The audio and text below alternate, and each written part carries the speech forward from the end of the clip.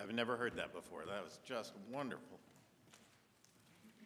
And I want to echo something Pam said, that we are on the threshold of a wonderful new time at Southminster. I'm so excited to be part of it. I told Eileen just before we got underway that I'm just thrilled to be here.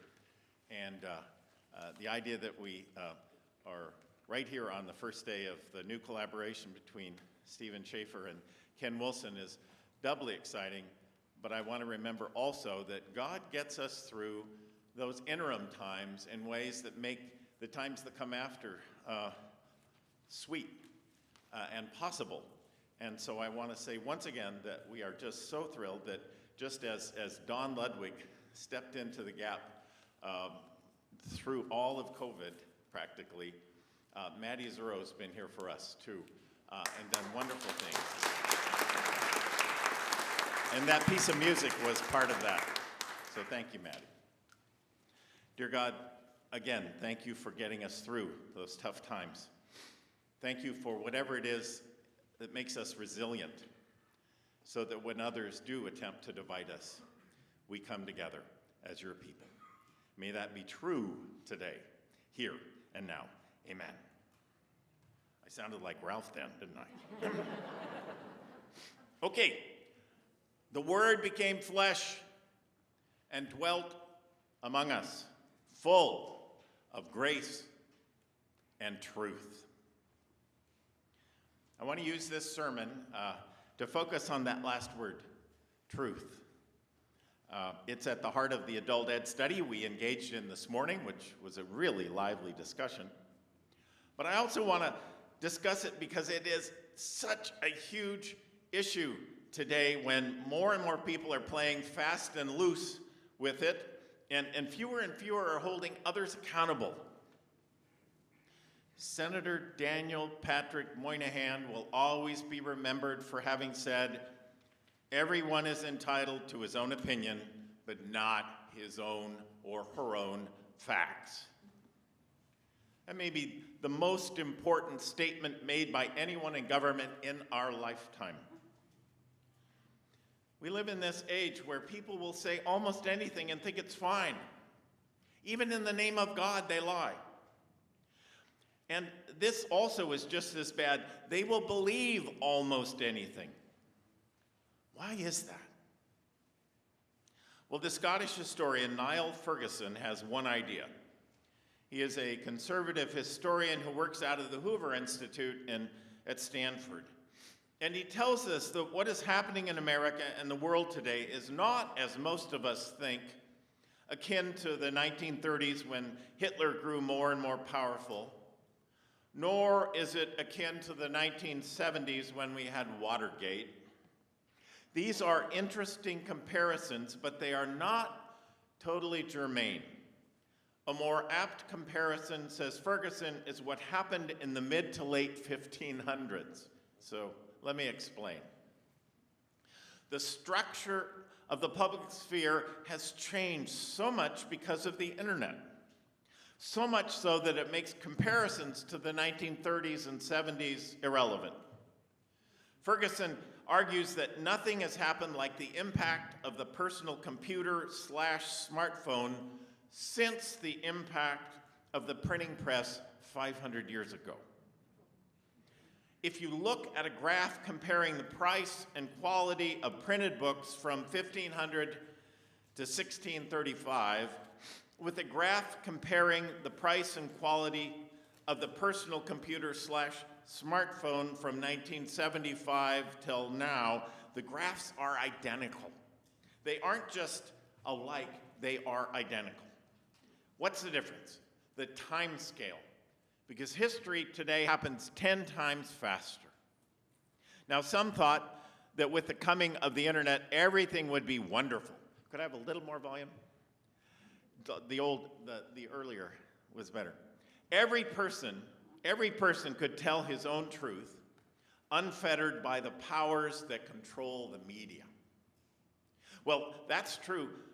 With the coming of the age of Facebook, nearly everyone has become a kind of blogger, except that 99.9% of those Facebook ideologues shouting their opinions on social media platforms are just ditto heads spouting the opinions of others who have no filters at all, right? In the 1960s, the CBS television anchor Walter Cronkite always wanted to be sure that what he was saying on the 6 o'clock news had some truth behind it. He knew his integrity as a broadcaster depended on it. So if there was any doubt about a piece of information, he would hold it back. That's no longer a value for most, and it has made us all poorer. And you know, something similar happened during the Protestant Reformation. Martin Luther said that if everyone would read the Bible in his own language, everything would be fine. We will achieve, he said, the priesthood of all believers that the Bible speaks of. Which sounds like a wonderful idea, right? He said the word of every lay person would ostensibly be as good as that of every priest. Well, the Bible was produced in great numbers, and it did have a huge effect. But other things were printed as well, including a book called the Maleficarum. I always get that wrong. Which argued that witches live among us and they have to be burned at the stake. Talk about fake news. The Maleficarum, which is translated as the Hammer of Wickedness, was a bestseller in the 16th and 17th centuries. And it is an example of something going viral that was responsible for the killing of thousands of innocent people, mostly women, right? The Reformation launched violence on a scale the world had not seen before, incited by hate speech that came from every quarter, high and low. Niall Ferguson believes that we are now living through a secular Reformation, one of political ideology. And who knows what kind of violence may erupt in the coming months or years because some ideologues are willing to kill or die for their own version of truth. The violent idiocy, I want to say idiocy, of January 6th may have been just the beginning, and that is, of course, right, terrifying. So, while the Gospel of John, which we're looking into here, speaks of Jesus as the embodiment of capital T truth, it also offers us a skeptical point of view on the matter. That view came from the cynic who turned Jesus over for execution, whose name was Pontius Pilate. Remember him? And allow me just to read a small section of Jesus' interrogation over the question of whether he was the king of the Jews. My kingdom, says Jesus, doesn't consist of what you see around you. If it did, my followers would fight so that I wouldn't be handed over. But I'm not that kind of king, not the world's kind of king. Then Pontius Pilate says, so are you a king or not? And Jesus says, you tell me. You tell me. I was born and entered the world so that I could witness to the truth. Everyone who cares for the truth, who has any feeling for it, recognizes my voice. And then Pilate says his most famous words, what is truth? Now, what a good question. Pilate is often shamed by preachers for saying such a thing. And yes, he could be mocking Jesus here, or he might, in fact, be asking a very honest question. We don't know. I mean, what indeed is truth after all? Frankly, I think we need more skeptics like Pontius Pilate at this time when so many people lack the ability to think critically and don't even know why that might be of crucial importance. I mean, look, Pontius Pilate is focused on trying to determine whether this man Jesus is a threat to Rome. He may be cynical about truth, but I also think he is genuinely curious about this man who's standing in front of him. Jesus had a lot of followers, you know. Pilate, on the other hand, was not in any way popular with anyone, high or low, and he knew it. He knows he's in danger of being relieved of his position if he doesn't up his game. So he's interested in this popular teacher from Galilee. What makes this guy tick, he wonders. And in the end, Pontius Pilate decides that truth is for people who have the leisure to worry about such things. I'm running a province of imperial Rome here, he is saying, not a school of philosophy. So for such a man, truth is and has to be more muscular. It's whatever you can get away with, whatever enhances your situation with the powers who are immediately above you. His motto would be expedience above truth. In contrast, Jesus says, everyone who belongs to the truth hears my voice. Now notice that he does not say, everyone who knows the truth hears my voice. No, it's everyone who belongs to the truth. For Jesus, then, truth isn't a collection of facts to be learned in school. It's an attitude of living. It's even bigger than that. It's something to be possessed by, belong to, or to be in relationship with. For as Jesus says, people who are of the truth hear truth, and they naturally respond to it. He's acting as if truth is a live thing, that it has mass, that healthy people are attracted to it. That's what he's getting at. This is very like something else he says in John's Gospel, where he says, I am the good shepherd. Remember that? My sheep recognize my voice, he says. That is to say that those who belong to the truth recognize it by instinct, like sheep who recognize the shepherd by the timbre of her voice. You know, in his letter to the Romans, chapter 1, the Apostle Paul speaks of truth this way. He says, people try to, quote, put a shroud over it. But the basic reality of God is plain enough. You just have to open your eyes, and there it is. It's everywhere, he says.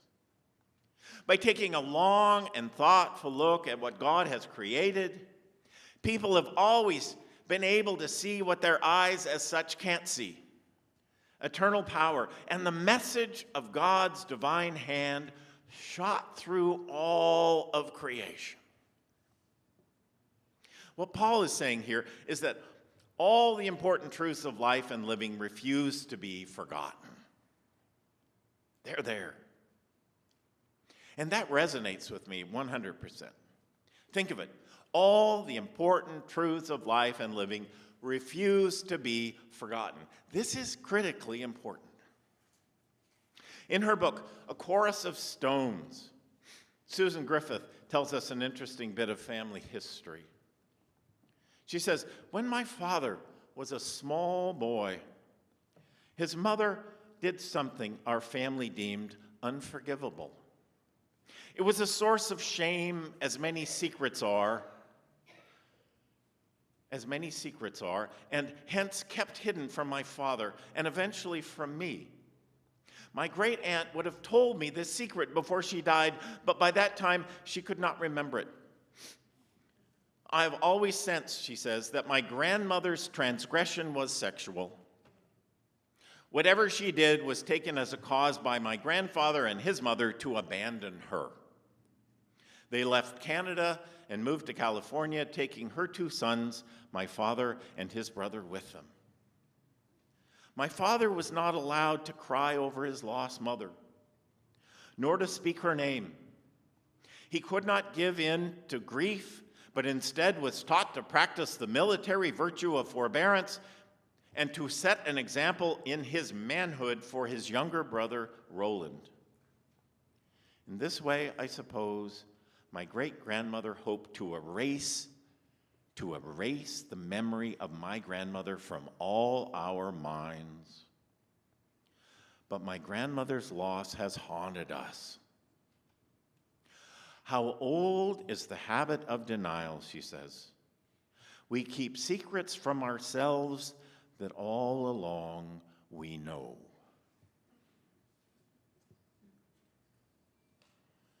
Susan Griffith goes on. I, who am a woman, have my father's face. And he, I suspect, had his mother's face.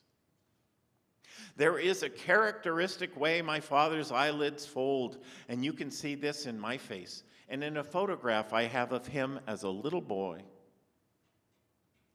In the same photograph, there is a silent sorrow mapped on his face, and this sorrow is mine too. You know, it says in the Bible that the sins of the fathers are visited on the children, right? And you know, this is not an example of biblical vindictiveness.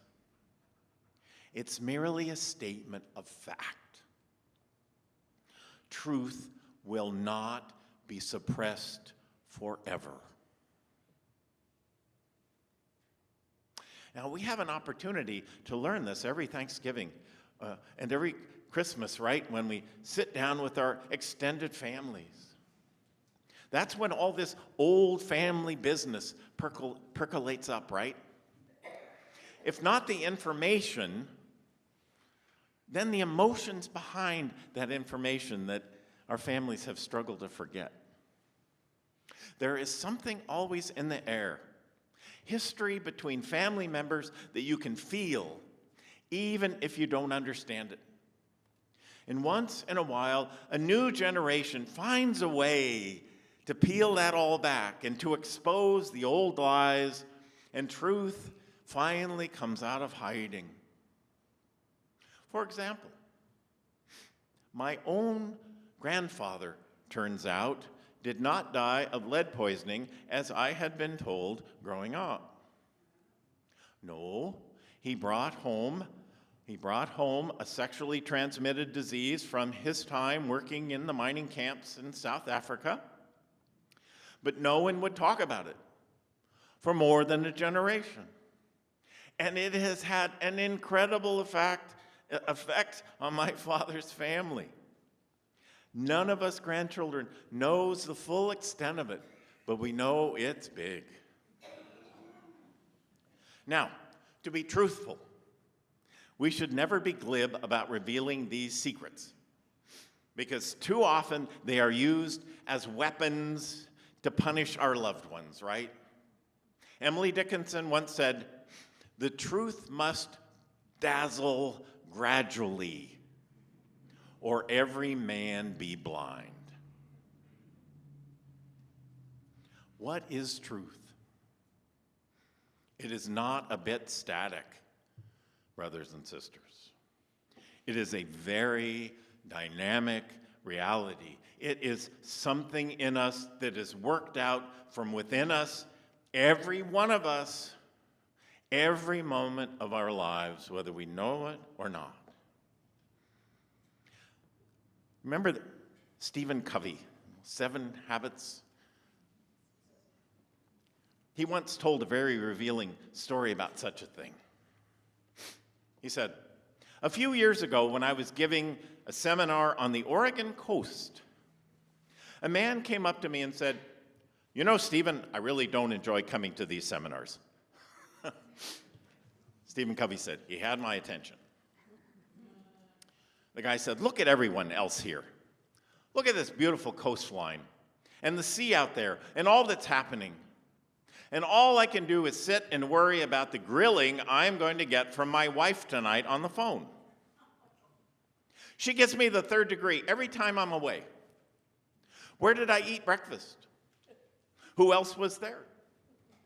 Was I in meetings all morning? When did we stop for lunch? What did I do during lunch?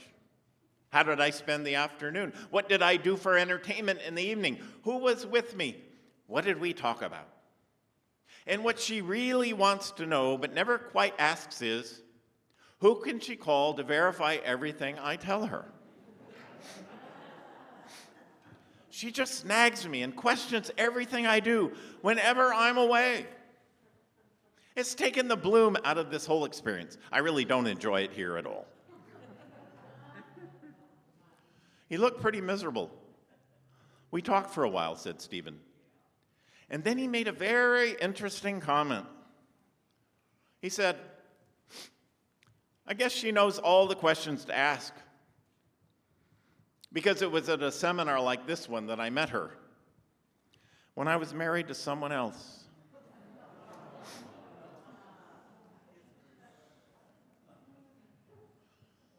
As I said earlier, Pilate seems taken with this mysterious Galilean.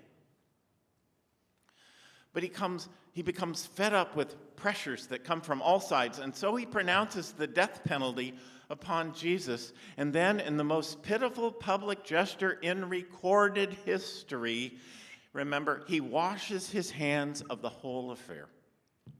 As if a little water could make our decisions and our responsibilities just go away. You know, the Greek word for truth is aletheia, a meaning no, and leith, meaning the mythical river of forgetfulness. Remember that from high school mythology? So, the word for truth in Greek literally means not forgetting. Truth is not allowing denial and everything else that gets in the way of it to smother it. So let's acknowledge that there is within all of us something that is moved to forget some of the central truths we come in contact with in our lives, both personal and public. But we forget or deny them at our peril and the peril of everyone we live with and love.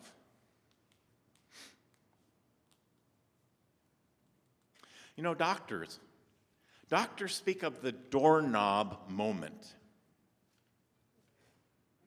Like the woman I heard about, who when her doctor was leaving the exam room and had his hand on the knob to go out, she finally spoke up and said, I wonder if the problems I'm having have anything to do with the fact that my boyfriend keeps shooting me with his dart gun. Facts matter. The facts of this world and the facts of our lives, though some of us act as if they don't. That people can just lie because it's one person's word against another. But remember what Jesus was about. The truth has mass, and it will not stay hidden. Richard Nixon, remember, said, I am not a crook. And we found that out. Bill Clinton said, I did not have sex with that woman. And look, he did. And fact checkers tell us that our last president lied over 30,000 times. 30,000 times in his short, though it seemed to go on forever, 4-year term. Those fact checkers point out that the public's apathy and despair toward his unrelenting avalanche of lies were by design, his design. the cascade of misinformation mirrored a Russian propaganda technique known as, quote, the fire hose of falsehood, which is exactly what it sounds like. Relentless, rapid, bogus information meant to weary the listener into passivity and any critic into apathy and despair.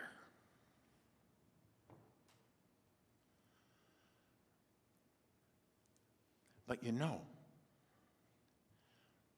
as Jesus bore out, this peasant from Galilee, who Rome meant to kill and extinguish from history, was right. Hitler. History, the eye of history, is relentless and refuses to weary. Thank God.